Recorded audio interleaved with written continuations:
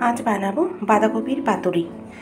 এটা বানানোর জন্য আমি ফার্স্টে বাঁধাকপিগুলোকে একটু বড় বড় করে কেটেছি, এই যেরকমভাবে, একদম কুচিয়ে কুচিয়ে কাটিনি, এরকমভাবে কাটতে হবে, এইভাবে। তো এইভাবে কেটে নিয়ে এবার এটাকে আমি ভালো করে ধোবো, ধুয়ে গরম জলে ভাপিয়ে নেব। গরম জল করে নিয়েছি, এবার আমি বাঁধাকপিগুলো দিয়ে দেবো গরম জলে।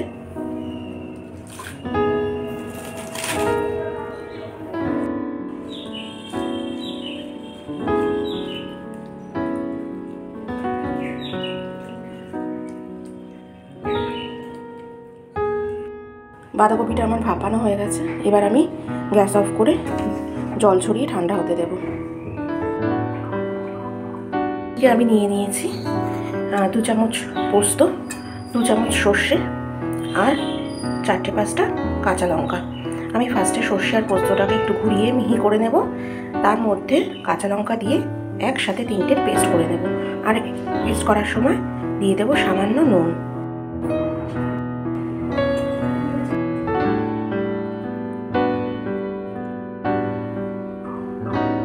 এবার একটা প্যান নিয়ে আমি তেল গরম করে নেব। আমি এখানে সর্ষের তেল দিচ্ছি। আমি আগে থাকতে একটু নুন দিয়ে দিচ্ছি যাতে না ছেটে, আর দিয়ে নেব সামান্য হলুদ।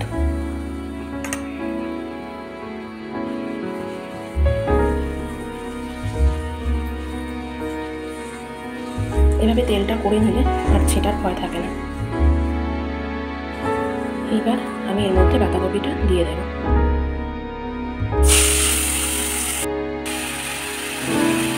এবার বাঁধাকপিটা একটু ভালো করে একটু ভাজা ভাজা করে নেব।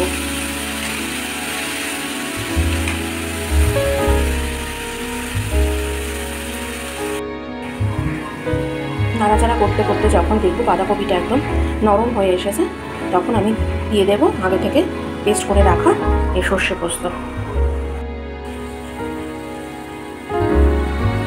এবার একসাথে বাঁধাকপিটার সাথে সর্ষে পোস্তটাকে ভালো করে মিশিয়ে দেব।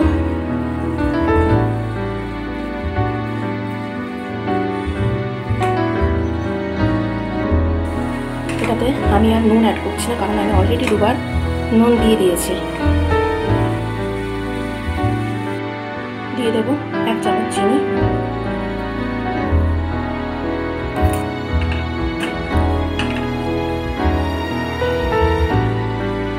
এইবার নাড়াচাড়া করার পরে মিক্সিতে একটু জল দিয়ে সামান্য জল দিয়ে দেব।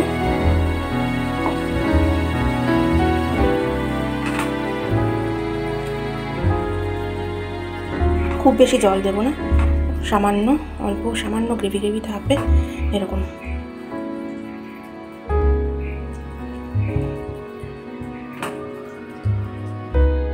এবার যেই ফুটতে শুরু করবে আমি গ্যাসটা লো ফ্লেমে রেখে ঢাকা দিয়ে দেব 10 মিনিটের জন্য।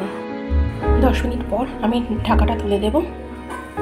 মাঝখানে আমি একটু ঢাকাটা তুলে নেড়ে দিয়েছিলাম। ব্যাস হয়ে গেছে বাঁধাকপি পাতুরি, এরকম মাখো মাখো থাকবে। এবার আমি একটু এর উপর দিয়ে সর্ষের তেল ছড়িয়ে দেব নামানোর আগে। এবার গ্যাসটাকে অফ করে একটু মিশিয়ে নেব সর্ষের তেলটা।